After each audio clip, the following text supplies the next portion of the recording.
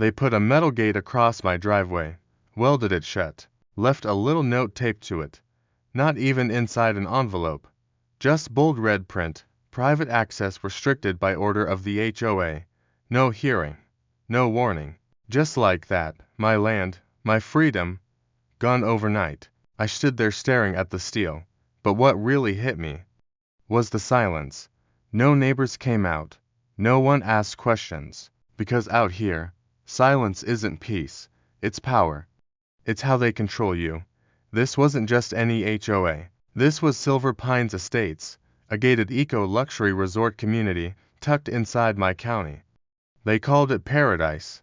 I called it a parasite. I'd owned this land for years.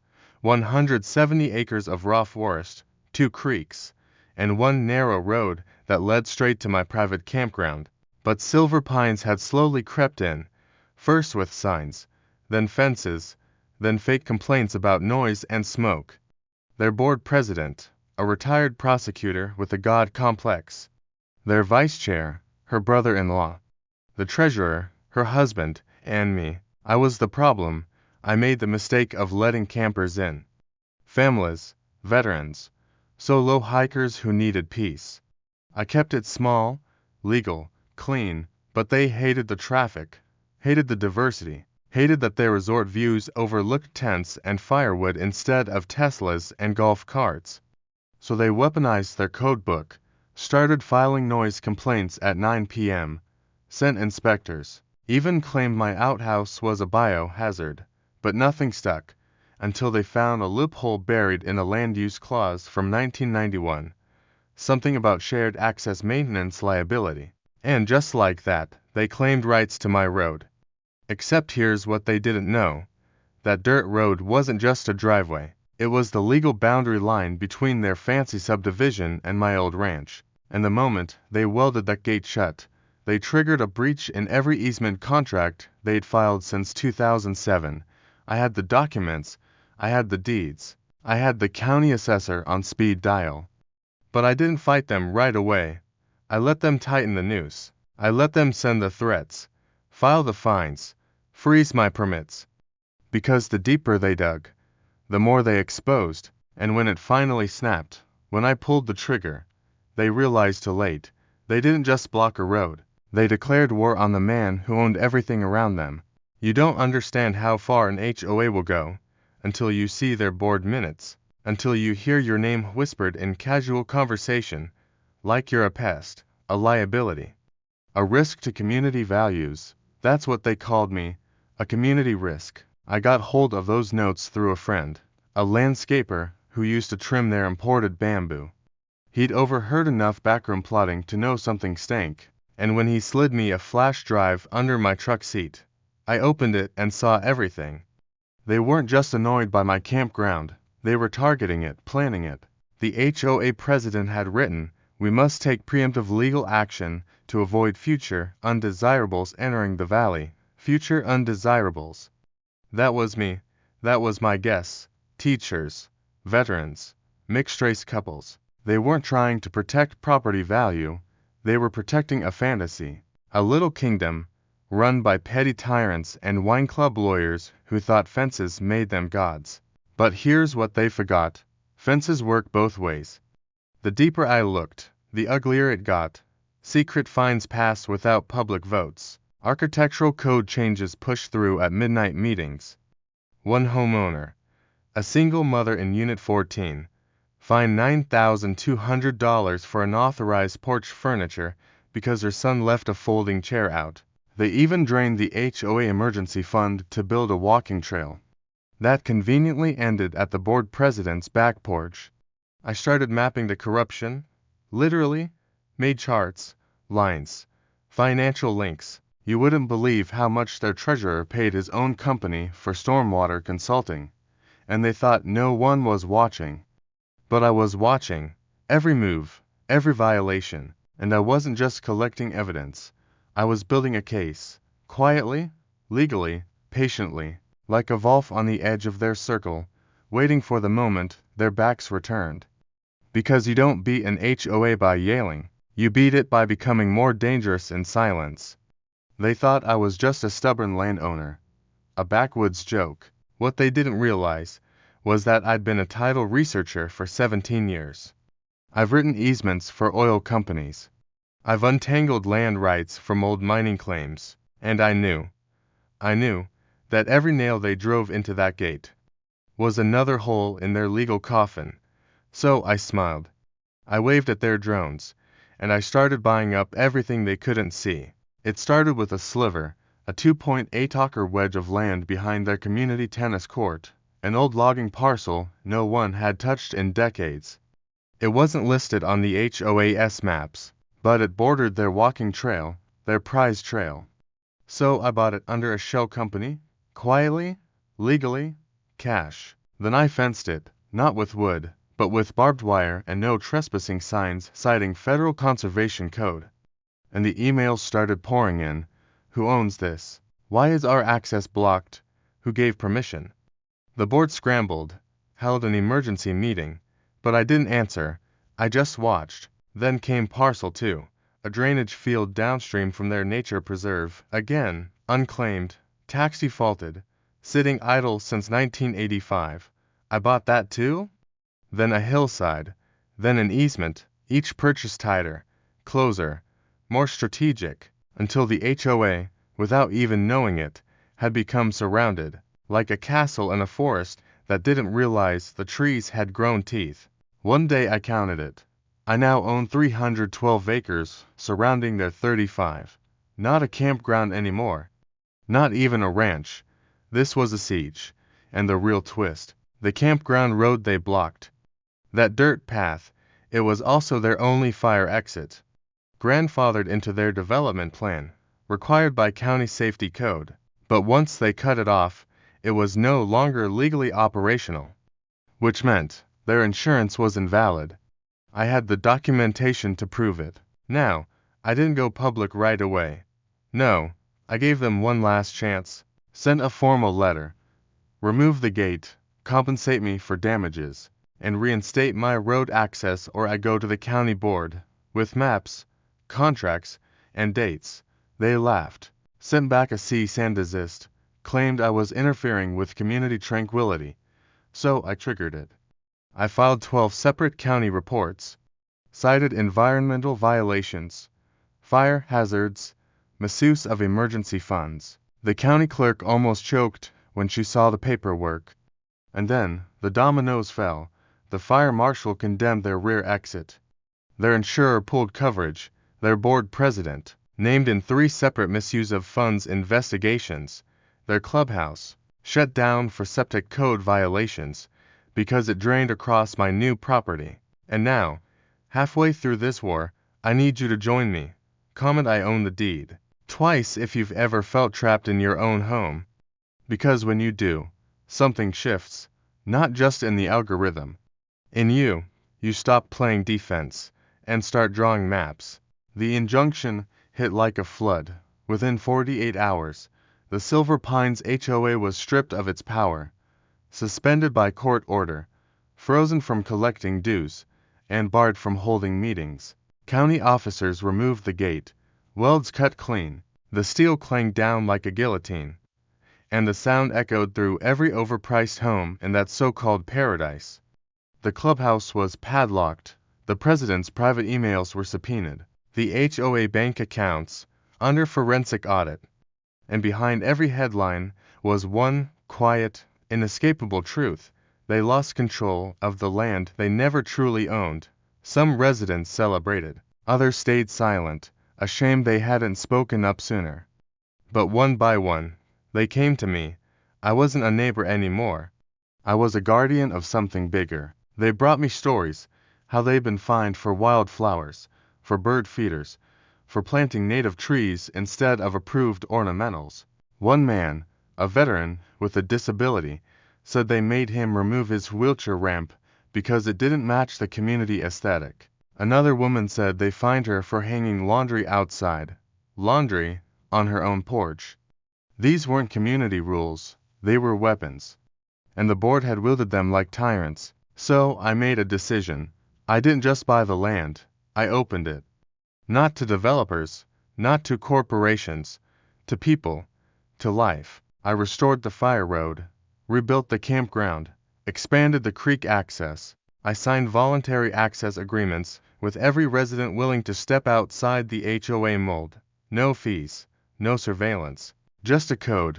Respect the land, and respect each other, and you know what happened. The fences came down. Literally, people tore out hedges, removed gates. Children played where no trespassing signs used to hang. Neighbors who never spoke shared meals. The fear, that frozen, HOA-induced fear, melted into something wild and old and human. Silver Pines is no longer Silver Pines. It's just the Pines now. No more gated illusion. No more suburban dictatorship. And every time someone walks those trails, the ones they once called exclusive, they step on ground that was nearly lost. Until one man decided to own what was his, not with revenge, but with vision, and a deed they thought was just a piece of paper. I filed the quietest lawsuit in county history. No press release, just a 147-page motion delivered directly to the courthouse clerk, with receipts, deeds, invoices, email chains, drone footage, and a land use analysis drafted by a retired federal land surveyor hired off-grid. The suit wasn't flashy, it was surgical, targeted. I wasn't suing for damages, I was suing for control. The moment it was filed, the HOA's entire charter was legally under review. Every vote, every fine, every fee, suspended. You should have seen their faces when the county served them. Not a knock, not a phone call, a marshal, walking through the clubhouse mid-yoga session, handing over a manila envelope that might as well have been laced with C4. Inside was the real bomb, a cease and desist order freezing all HOA activity pending an audit of land ownership, emergency access, and misuse of collective funds. They tried to strike back, claimed I was an outside agitator, said I was threatening community peace. But my name was on every parcel surrounding their walls. The court recognized me as an adjacent land authority, and with that title came legal privileges, like petitioning to reroute utilities. I could legally block their sewer repairs, I could deny their trash access easement, and the moment the court acknowledged my authority, I did just that. Their pool closed, their gym shut down, their clubhouse lost water for 3 days straight. It wasn't revenge, it was leverage, and I used it to open backroom negotiations, not with the HOA president, but with the individual residents. One by one, I offered what their own board never gave them: access, rights, respect. I drafted private license agreements for walking trails, gave fair use permits for firewood collection, even allowed fishing access on my creek for their kids. Within weeks, over 20 residents had signed declarations against their own HOA. I didn't have to beat the board, I just had to isolate them, strip their power, leave them exposed, and then I gave the final offer: dissolve the HOA, vacate the gate, acknowledge land boundaries, and transfer all community maintenance to a neutral property management firm. Their lawyer said no. So I took it to court, and what happened next didn't just change my life, it rewrote the power map of the entire valley. The courtroom was packed, not with reporters, they didn't know yet. It was the neighbors, the board, my old campers, even the treasurer who turned whistleblower. You could feel the air in there, tight, sharp, like something was about to break. The judge, a silver-haired Vietnam vet in a dusty black robe, sat back like he'd already seen 1,000 of these HOA wars. But never one quite like this.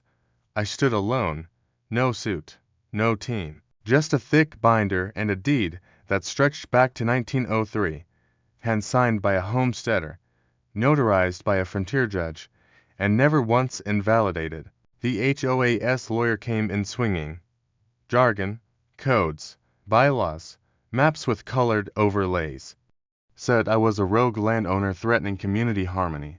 But when I laid out my parcels, when I showed the gate placement on top of the original fire road, complete with time-stamped satellite images, surveyor notes, and easement violations, the courtroom shifted. Then came the financials, page after page of embezzlement, A club fund used to pay for a board member's son's tuition. Fines issued illegally, fire code violations ignored.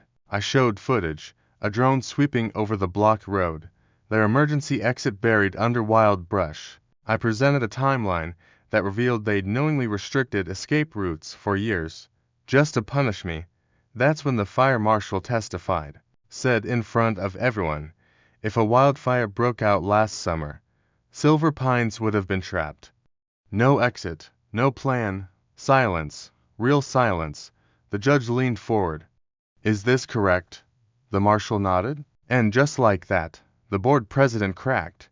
In open court, she admitted they had welded the gate closed without a public vote, that they falsified the notices, that she personally ordered surveillance on my guests, not for safety, but to intimidate. Her words, on record. The judge removed his glasses and said, quietly, this board is in violation of multiple municipal and civil statutes. I hereby order an injunction effective immediately, and the courtroom erupted.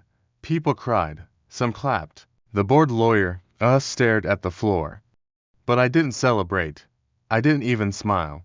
Because I wasn't after applause. I was after something deeper. Control had returned to the rightful hands. Not just mine, but every homeowner they silenced. And now it was time to show them what real stewardship looked like. Victory tastes strange when it's bought with silence, isolation, and time you'll never get back. People see the land, the headlines, the judge's gavel, and they think I won. But they don't see the nights I spent alone, staring at maps under lamplight, wondering if I was losing my mind. They don't see the friendships that vanished, the relationships that cracked under pressure. The way the town treated me like a villain, until I turned out to be right. And even now, even after I pulled them out of the fire, some still don't speak to me, because I proved the system was rigged, and nobody likes seeing the strings behind the puppet show. I lost 5 years to this war. 5 years of court filings, surveys, attorneys, permits, drone footage, county offices, backdoor deals, and non-stop resistance. I missed birthdays. I lost sleep. I buried a friend during this mess, a man who helped me build the first trail, and he died before seeing it open again. I carry that. This land was never just about property lines. It was about dignity, about autonomy, about pushing back against a system so smug, so embedded in fake civility, that it thought it could steal freedom with fines and silence. The HOA didn't just gate my road. They tried to gate me, turn me into a cautionary tale. But I didn't fold, and if you're still watching this, still with me, then maybe you felt that pressure too. Maybe you've looked out your window and seen the same kind of quiet war, heard the whispers, got the violation letters, felt your chest tighten because someone told you how to exist on your own property. So here's what I'll ask, not for likes, not for follows, just comment I own the deed twice. Not for me, but for you. To remind yourself that ownership isn't just paperwork. It's presence, awareness, responsibility, power. You don't have to be rich. You don't have to be loud. You just have to stand your ground, even when it shakes. Because that's what real ownership is. It's not a fence. It's not a code book. It's not an HOA. It's the courage to say, this is mine, and I protect it. They thought the verdict was the end, but court orders are just signatures. Legacy is what happens the morning after. The judge's pen dissolved the HOA charter, voided every legal fine, transferred emergency road maintenance to the county, and sentenced the former board president to repay every siphoned dollar with interest. But I wasn't finished. I recorded a conservation easement across my entire perimeter, 300 acres locked against future subdivisions, immune to corporate rezoning, forever public access for anyone who honors the land. The paperwork hit the registry at dawn. By noon, every realtor in the valley knew Silver Pines could never sprawl again. Then came the last strike. I auctioned the old clubhouse not to the highest bidder, but to a nonprofit for $1 single, on the condition it become a volunteer fire station and free legal clinic for housing disputes. Imagine the faces of those ex-board members when the building they once ruled from turned into a place where families find crushed by other HOAs now walk in for counsel, coffee, and a map of their rights. Poetic. No, strategic, because power, once exposed, must be redistributed or it grows back like a weed. People ask if I feel safe, living next to neighbors who once tried to choke me out. Truth is, I've never felt safer. The fences are gone, replaced by fruit trees we plant together each spring. Kids fish where resort guests only signs rust in a pile behind the shed. Veterans camp beneath the same pines that cast courtroom shadows over my evidence photographs. And every October, we light one massive communal fire, no permits, no fines, just stories crackling through cold air, reminding us why land is more than lines on a plat map. I keep the gate key welded to a slab of cedar above my porch, a reminder, not of victory, but of vigilance, because compliance masquerading as community is still stalking suburbs across the country, clipboard in hand. If it knocks on your door, remember this tale. Remember that ownership is not entitlement. It is duty, and when systems built on intimidation collapse, the silence that follows is the sound of ordinary people reclaiming their breath. So step beyond your fence, walk your boundary lines, speak your coordinates aloud, because the moment you know exactly where you stand physically, legally, morally, no paper tyrant can ever weld your world shut again.